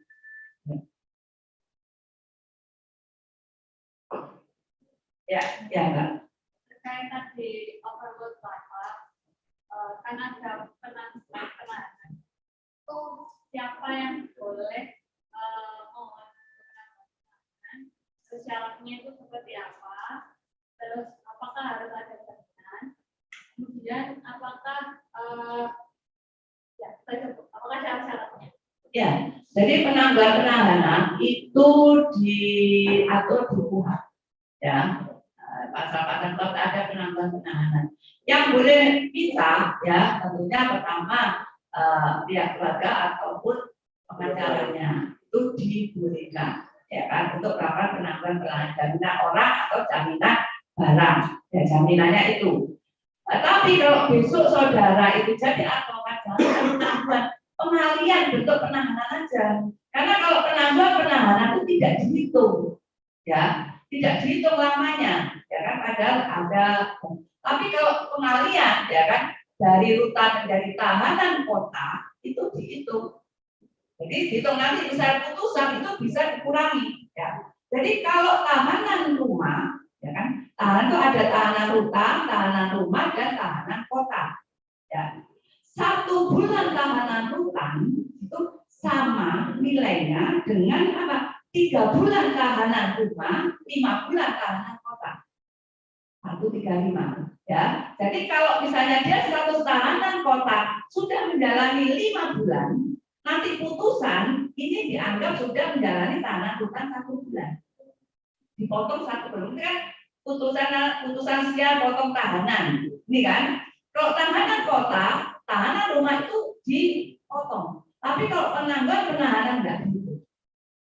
Ada sama-sama ada keterbatasan, betul ya. Jadi kalau misalnya saudara besok jadi advokat, minta pengalihan bentuk atau jenis penahanan.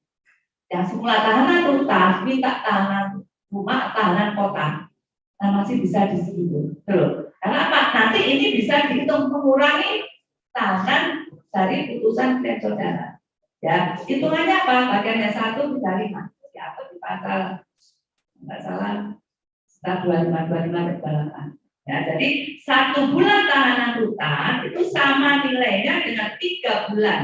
Ya, 3 bulan tahanan rumah atau 5 bulan tahanan kota. Ya, jadi 5 bulan tahanan kota itu punya nilai sama dengan 1 bulan tahanan rumah. Itu ya. Jadi makanya kalau jadi advokat minta pengalian jenis penahanan, dan nanti bisa mengurangi. Tapi kalau penangguhan penahanan itu enggak bisa mengurangi. Itu ya, itu saya mesti pesankan itu. Karena Pak sering minta penangguhan penahanan, sama punya kewajiban kan wajib lapor khususnya. Tapi kalau tahanan satu saat kota mau keluar kota izin aja nggak apa-apa. Tapi kan masanya bisa dikurangi. Gitu ya. Ini makanya kecerdikan dari pengacara. Peluang-peluang ini. Gitu ya, Mbak. Ya. Ada 3 jenis penahanan itu. Ya. Ada lagi yang mau tanya? Kok nggak ada, saya lanjutkan dulu. Tinggal 1 materi, ya berita acara ya Mbak. Ya, berita acara, nanti selainnya berita acara BAP pemeriksaan. Ini sesuai dengan aturan KUHP, berita acara ini ada macam-macam pemeriksaan tersangka, itu ada berita acara, penangkapan, penahanan, penggeledahan dan seterusnya. Ini harus dibuatkan berita acaranya. Jadi ada berita acara, oh ini sudah ditangkap, prosesnya gimana, dan seterusnya harus dicantumkan di berita acara. Kemudian berita acara dibuat oleh pejabat penyidik yang bersangkutan dalam melakukan tindakan di atas sebutan itu dan dibuat atas kekuatan sumpah jabatan.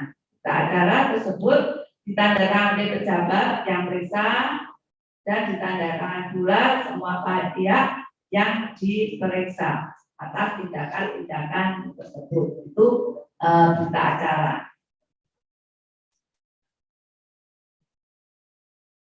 Selanjutnya.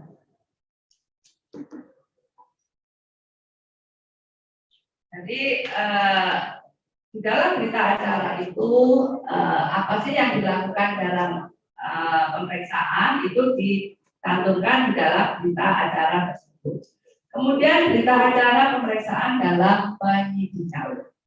Berita acara penyidikan termasuk dalam isi berkas perkara pemeriksaan saksi termasuk dalam ranah penyidikan. Penyidikan menurut pasal tersebut dalam pasal 1 angka 2 serangkaian tindakan penyidik atau pejabat polisi atau PNS tertentu dengan ranah khusus untuk penyidik dalam hal dan perkara yang diatur dalam KUHP untuk mencari dan mengumpulkan barang bukti ya kan, dari tindak pidana itu dan menemukan tersangkanya. Tadi sudah saya sampaikan penyidikan itu apa? Penyidikan itu yang melakukan Polri dan PNS tertentu dengan berbeda dengan penyelidikan. Ya. Jadi penyelidikan dulu, baru penyidikan, kemudian penuntutan, peradilan. Nah, itu ya. Peradilan itu sudah putusan, ada putusan upaya hukum. Ya, upaya hukum di sini bisa upaya hukum biasa itu banding sama kasasi, luar biasa itu peninjauan kembali. Kemudian kegiatan pendidikan dilaksanakan secara bertahap, ada tahap-tahapnya penyelidikan itu ada penyelidikan, kemudian pengiriman hasil pendidikan tersebut, ada hasil penyelidikan tersebut, kemudian upaya paksa, kalau misalnya dia tidak mau seperti tadi, ditangkap dan seterusnya, kalau sudah datang diperiksa, kemudian bisa dilakukan gelar perkara, jadi gelar perkara di situ, kemudian penyelesaian berkas perkara itu, penyerahan berkas perkara kalau sudah sempurna atau P21 itu bisa ke penuntut umum yang bolak-balik itu dan penyerahan barang bukti dan tersangkanya. Nah, ini proses penyidikan. Jadi untuk penyerahan berkas ini biasanya masalah itu antara penyidik dan penuntut umum. Nah, saudara di dalam praktek itu gampangnya itu biasanya kan jaksa penuntut umum. Sebenarnya beda antara penuntut umum itu dan jaksa. Penuntut umum itu yang sedang bertugas di pengadilan atau sedang bersidang itu penuntut umum. Tapi kalau di luar sidang itu jaksa. Itu ya, itu diatur di dalam KUHP pasal 1. Jadi memanggil para pihak, kemudian menyerahkan terpidana. Nah, ini tugas jaksa. Tapi dalam persidangan itu dia penuntut umum. Gampangnya dalam praktek dengan JPU jaksa, penuntut umum jaksa yang sedang bertugas sebagai penuntut. Kemudian pemeriksaan dilakukan oleh penyidik atau penyidik pembantu terhadap saksi, ahli, dan tersangka yang bertujuan untuk mendapatkan keterangan saksi, ahli, dan tersangka yang dituangkan dalam berita acara pemeriksaan guna membuat terang perkara tersebut sehingga peran seorang maupun barang bukti yang ada dalam peristiwa itu menjadi jelas. Pemeriksaan yang dituangkan dalam BAP dan ditandatangan oleh penyidik atau penyidik pembantu yang melakukan pemeriksaan dan orang yang diperiksa. Perlu diingat, dan penyidik atau penyidik pembantu yang melakukan pemeriksaan wajib memiliki kompetensi sebagai pemeriksa. Jadi di dalam proses ini, saudara mengenal ya, kalau penyelidikan itu ada penyelidik. Kalau penyidikan ada penyidik, ada penyidik pembantu, dan ada PNS tertentu dengan wewenang khusus. Bedanya antara penyidik dan penyidik pembantu ini hanya berkaitan dengan pangkatannya aja, seperti pangkatan aja, ya. Jadi dia sebagai penyidik atau penyidik pembantu. Jadi kaitannya itulah ini, sehingga disebutkan sesuai dengan kompetensi pemeriksaannya. Sehingga di dalam penyidikan yang membantu penyidik untuk proses BAP dan seterusnya itu selain penyidik pembantu juga PNS tertentu dengan kewenangan khusus. Ya, itu yang proses penyidikan. Kemudian di dalam pembuatan BAP dalam pemeriksaan saksi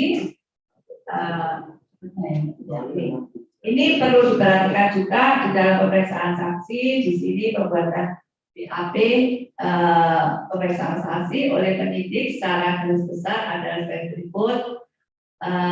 Sesuai dengan pendapat para ahli, yaitu yang harap bahwa pembahasan dan penerapan KUHP dalam bukunya itu pendidikan dan pembuatan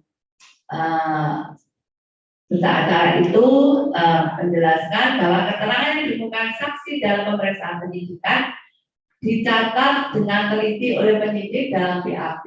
Kemudian prinsip pencatatan keterangan saksi yaitu dicatat sesuai kata yang digunakan oleh saksi. Kemudian terhadap saksi yang diduga cukup alasan tidak dapat hadir dalam persidangan dapat mendapat penyumpaan atau pengucapan janji sebelum pemeriksaan dilaksanakan. Jadi kemungkinan setelah pemeriksaan ini saya keluar negeri sampai berapa lama, maka di dalam proses ini maka dia harus sumpah dulu. Itu prosesnya itu sesuai dengan pendapat yang harap bisa diperhatikan bahwa saksi menandatangani BAP setelah selesai disetujui, tapi kalau dia tidak setuju maka dia boleh tidak tanda tangan dengan catatan. Kenapa dia nggak mau tanda tangan? Tapi apa itu boleh ditandatangani atau tidak? Itu dengan catatan. Ya. Nah, demikian juga hasil pemeriksaan itu di dalam persidangan pun itu boleh dicabut kalau nggak sesuai dengan alasan. Tetap alasannya apa? Itu bisa dibantu. Itu kaitannya dengan BAP itu bisa diterima oleh tidak pada saat pemeriksaan penyidikan, ya kan? Di situ bisa terima. Dalam persidangan itu juga bisa terima, bisa nolak hasil pemeriksaan itu. Yang penting itu apa caranya? Kenapa sih dia tidak terima itu? Ya kan? Ada paksaan atau ada apa-apa dan itu ada caranya. Kemudian berikutnya setelah pembuatan lepas dari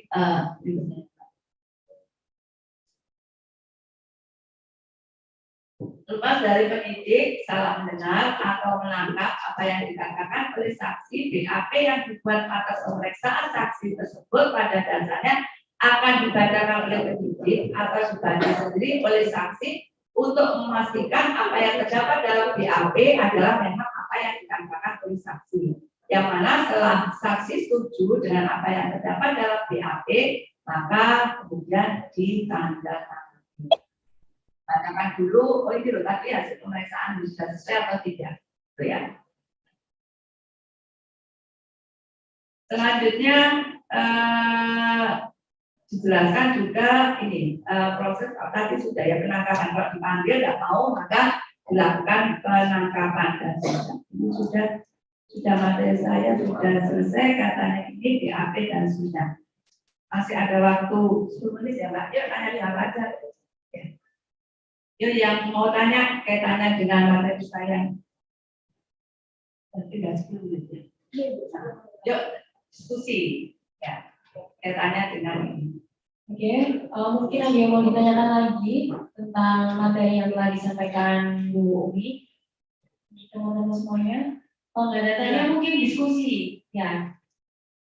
Kira-kira apa kesulitannya apa katanya itu? Kira-kira bisa membayangkan? Ya. Jadi kalau kita yang diskusikan ke tempat kerja, kalau kita dipanggil sebagai saksi di tempat kerja kita itu karena dukungan kerja kita, tempat kerja kita itu melarang. Nah, itu konsekuensinya yang dipanggil.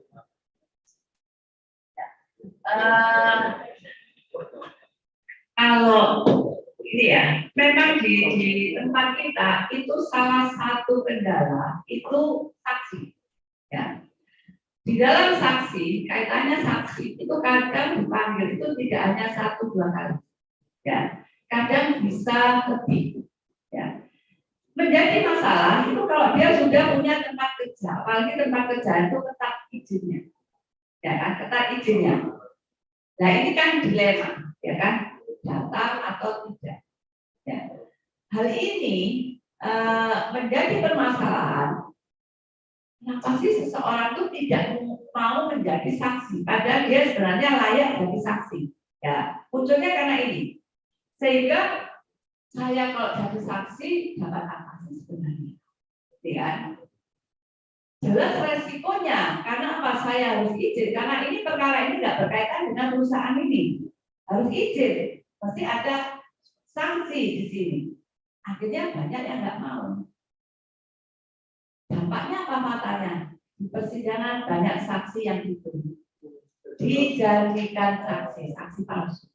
Ini banyak itu, ya kan? Karena apa ini? Akan nanti dikit dulu. Banyak seperti itu. Sehingga seringkali putusan itu tidak sesuai karena memang dia nggak menguasai. Nih. Kecuali dia saksi kaitannya dengan perusahaan, diizinkan, ya kan? Nah, sehingga saksi itu salahnya apa deh? Yang dia lihat, dia dengar, dia alami sendiri dan alasan pengetahuannya harusnya ini kan? Yang tahu mesti kamu jadi nggak apa aja. Karena apa nanti saya repot dong seterusnya. Yang benar-benar jadi saksi banyak yang meninggal di jalan kayak gitu ya. Jadi saksi saya yakin. Saya pun nggak pikir misalnya dijadikan itu benar untuk hukum ya. Tapi izinnya gimana? Kalau misalnya sampai kena saksi dari perusahaan karena izin, ya kan? Nih, nah biasanya alasannya kan yaitu meninggal atau bisa cari lainnya. Alat bukti kan tidak harus saksi, ada alat bukti lain. Betul. Itu biasanya itu. Ya. Ada lagi? Ya.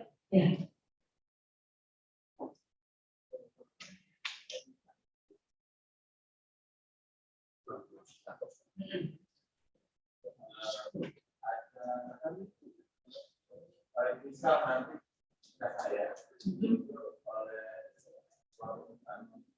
Ya. di Korea itu mendampingi tersangka. Dan kebetulan tersangka ini merupakan orang yang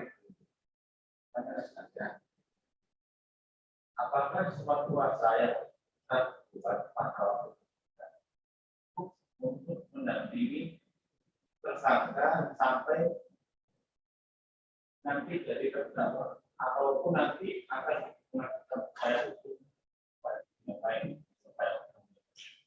nanti kasih atau upaya membuat apakah nanti kita harus membuat pasal atau cukup dari Ya. Ini untuk perkara preview ya. Jadi memang nanti saudara itu untuk perpanjang ke apa itu tidak ada syarat harus menangani perkara prosedur berapa, ya kan? Karena memang untuk prosedur itu untuk perkara orang-orang yang mampu, bukan yang 5 tahun ke atas itu wajib didampingi pengacara dan dia nggak mampu, sehingga memang syarat itu kan memang harus ada penanganan perkara prosedur. Perpanjangan BP ya itu harus ada perkara prosedur. Kalau dulu itu satu perkara itu hanya sekitar 50 atau 100 ribu, ya kan itu. Kalau ditanyakan ini sampai mana mendampingi, ya ini sesuai dengan instruksi pemberi polisi itu, dampingan sampai penyidikan kayak gitu. Nah itu tertuang di surat kuasa itu. Jadi penyidikan aja atau sampai ke proses pengadilan. Itu di surat kuasa itu harus tercermin di situ, gitu. Tapi memang ya uangnya cuma itu dari negara. Ingat ya Bu, ini, ya. Atau sudah kenaikan atau enggak ya gitu, karena saya mesti laporan dari BPH itu ada, jadi perkara prosedur itu harus terima wajib itu segitu. Jadi berlakunya surat kuasa ya tertuang di situ. Jadi kalau penyidik misalnya polisi memberikan beban ini perkara ini dan seterusnya, nah BPH itu juga harus nyari, karena kalau enggak itu enggak boleh perpanjangan, betul ya. Jadi kasus prosedur itu memang untuk yang enggak mampu ancaman pidananya 5 tahun itu negara wajib menyediakan penasihat hukum. Nah, dari negara ya memang biayanya itu. Surat kuasanya ya sesuai dengan tadi kan ada yang khusus, ada dinas dan istimewa di situ. Nah, situ tergantung saudara berkuasa proses mana, penyidikan atau sampai proses pengadilan. Itu seperti itu. Nah, sesuai macam-macam itu, ada yang hanya penyidikan aja, ada yang sampai selesai proses peradilan. Itu faktanya untuk kasus-kasus prosedur. Jadi memang ini nanti saudara punya kewajiban dan memang nggak tahu syaratnya berapa perkara gitu. Itu ada sudah ada aturannya. Karena kalau nggak dipaksa itu nggak ada yang mau dampingi. Karena dari itu tambah nggak tahu kalau orangnya mau ngasih ya nanti, kalau tidak ya tetap ya cuma segitu harus jalan. Itu ya. Ya, makasih. Masih ada pertanyaan? Ya. Ya, nah, ini masih ada. Saksi dari seluruh tidak pidana terkait putusan hukum oleh LPSK. Apakah mesti dijamin? Ya. Dan pada kan hanya diintimidasi. Iya, itu harus permohonan kan ke lembaga itu untuk dilakukan pembunuhan itu. Tapi apakah itu ya enggak semua, betul ya? Karena enggak mungkin sekarang petugasnya berapa, sanksinya kan, ya kan banyak sebenarnya yang minta, yang dikabulkan mungkin satu kaitannya yang memang membayarkan dan sebagainya, ya kan, atau sudah di sosial media sudah disorot, itu biasanya itu pendampingannya gitu. Jadi tidak semua permohonan mesti dikabulkan untuk perlindungan saksi korban itu. Jadi memang ada, tapi tidak menutup. Ya kayak lapas itu ada. Apakah lapas bisa melakukan undang-undang pemasyarakatan? Tidak mungkin prakteknya kayak gitu. Overkapasitas, ya kan? Mungkin makanya saya katakan nggak mungkin sipir itu tiap hari akan keliling, jumlahnya berapa sekali dia sip-sipan ya, sekali sip sekitar 5, bukan ke belakang. Kalau dia jalan ke belakang semua sama itu sipir itu untuk seorang pusing semua kayak gitu kan. Iya memang pusing semua. Kalau masuk lapas ngeri juga ya. Kalau lihat yang putih-putih kecil sudah itu jadikan adik-adikan itu. Nah, istilahnya kayak gitu. Jadi perempuan yang jadikan perempuan itu istilahnya adik-adikan kayak gitu. Nah, saya sampai ke Nusa Kambangan, saya kan 3 kali kalau nggak salah Nusa Kambangan ya. Malam-malam itu. Makanya kan di dalam kok bisa buat narkoba ya bisa, sampai yang dia di situ nggak ada, malah aman, polisi nggak mungkin masuk ke situ. Ya tinggal di mana, makanya kan harus memang gimana sih biar nggak semua. Kalau saya kan nggak setuju, kalau sedikit-sedikit ditahan, sedikit-sedikit ditahan. Kalau nggak mau kawin nggak usah, yang memang dibutuhkan dan tapi sekarang apalagi artis ya, dikit-dikit harus cepat ditangan untuk bertamu. Ya, iya, sebenarnya kan nggak harus gitu. Akhirnya apa? Tujuan penahanan, tujuan lapas itu nggak nyampe. Ya kan ke situ nggak malah jerak, malah pinter jahat gitu loh. Itu faktanya, itu faktanya memang kayak gitu. Itu karena over kapasitasnya ke semuanya. Itu ya. Makanya besok jadi saya berharap saudara besok jadi advokat yang profesional, ya kan, bisa jalankan tugas dengan baik. Ya. Saya kira itu materi saya nggak nutup mungkin sebagai konsultasi saya siap, ya kan.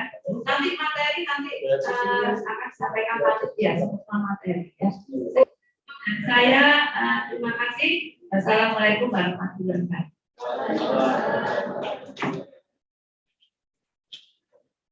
Oke, baik. Terima kasih Bu Mi atas materi dan jawaban yang Anda berikan. Sebelum lanjut ke materi selanjutnya, dimohon untuk para peserta PKPA terlebih dahulu ya dengan Bu Mi.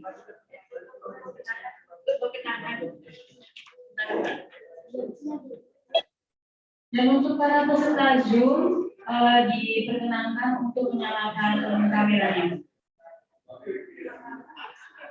Untuk para peserta Zoom diperkenankan untuk menyalakan kameranya. Bisa maju ke depan aja.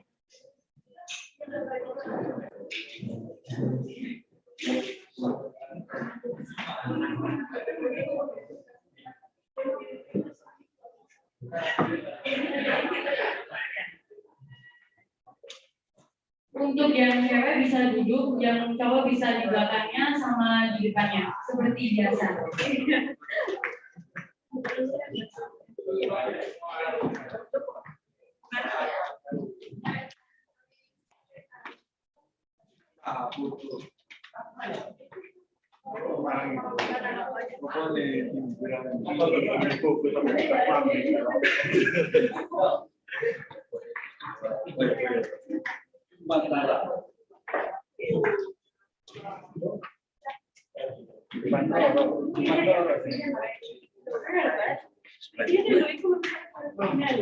Banyak gimana?